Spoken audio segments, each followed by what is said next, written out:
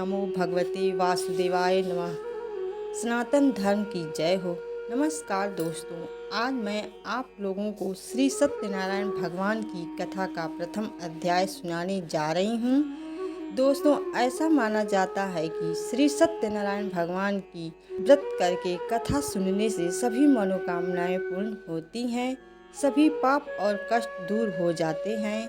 दोस्तों, देर न करते हुए हम श्री सत्यनारायण भगवान की कथा का श्रवण करते हैं, जिसे आप बहुत ही शांत और प्रसन्नचित्त मन से सुनिएगा। दोस्तों, यदि आप चैनल पर नए हैं तो चैनल को सब्सक्राइब करके बेल आइकन को प्रेस कर लीजिए, जिससे आप हमेशा सनातन धर्म से जुड़े रहेंगे। एक समय की बात है, नैषिरण्य तीर्थ में शौनिकादि 88,000 ऋषियों ने श्री सूत जी से पूछा, हे प्रभु, इस कलयुग में वेद विद्या रहित मनुष्यों को प्रभु भक्ति किस प्रकार मिल सकती है तथा उनका उद्धार कैसे होगा। हे मुनि श्रेष्ठ, कोई ऐसा तप बताइए जिससे थोड़े समय में ही पुण्य मिले और मनवांछित फल भी मिल जाए। इस प्रकार की कथा सुनने की हम इच्छा रखते हैं। सब शास्त्रों के ज्ञाता सूत जी बोले, हे वैष्णव में पूज्य, आप सभी ने प्राणियों के हित की बात पूछी है, इसलिए मैं एक ऐसे श्रेष्ठ व्रत को आप लोगों को बताऊंगा जिसे नारद जी ने लक्ष्मी नारायण जी से पूछा था और लक्ष्मीपति ने मुनि श्रेष्ठ नारद जी से कहा था। आप सब इसे ध्यान से सुनिए। एक समय की बात है, योगी राज नारद जी दूसरों की हित की इच्छा के लिए घूमते हुए मृत्यु लोक में आ पहुँचे। यहाँ उन्होंने अनेक योनियों में जन्मे प्रायः सभी मनुष्यों को अपने कर्मों द्वारा अनेकों दुखों से पीड़ित देखा। उनका दुख देख नारद जी सोचने लगे कि कैसा यत्न किया जाए जिसके करने से निश्चित रूप से मानव के दुखों का अंत हो जाए। इसी प्रकार विचार मनन करते हुए वह विष्णु लोक में गए। वहाँ वह देवों के इस भगवान नारायण की स्तुति करने लगे, जिनके हाथों में शंख, चक्र, गदा और पद्म थे, गले में वरमाला पहने हुए थे। स्तुति करते हुए नारद जी बोले, हे भगवान, आप अत्यंत शक्ति से संपन्न हैं। मन तथा वाणी भी आपको पा नहीं सकती। आपका आदि मध्य तथा अंत नहीं है। निर्गुण स्वरूप सृष्टि के कारण भक्तों के दुख को दूर करने वाले आपको मेरा नमस्कार है। नारद जी की स्तुति सुन विष्णु भगवान बोले, हे मुनि श्रेष्ठ, आपके मन में क्या बात है? आप किस काम के लिए पधारे हैं? उसे निसंकोच कहो। इस पर नारद मुनि बोले कि मृत्यु लोक में अनेक योनियों में जन्मे मनुष्य अपने कर्मों के द्वारा अनेकों दुखों से दुखी हो रहे हैं।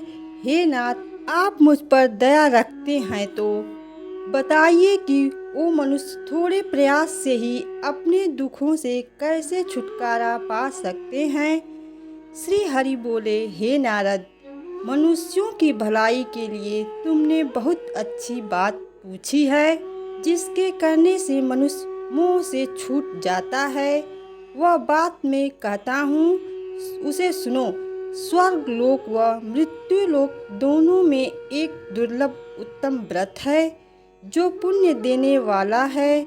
आज प्रेमवश होकर मैं उसे तुमसे कहता हूँ। श्री सत्यनारायण भगवान का यह व्रत अच्छी तरह विधि विधान पूर्वक करके मनुष्य तुरंत ही यहाँ सुख भोग कर मरने पर मोक्ष पाता है। श्री हरि के वचन सुन नारद जी बोले कि उस व्रत का फल क्या है और उसका विधान क्या है? यह व्रत किसने किया था?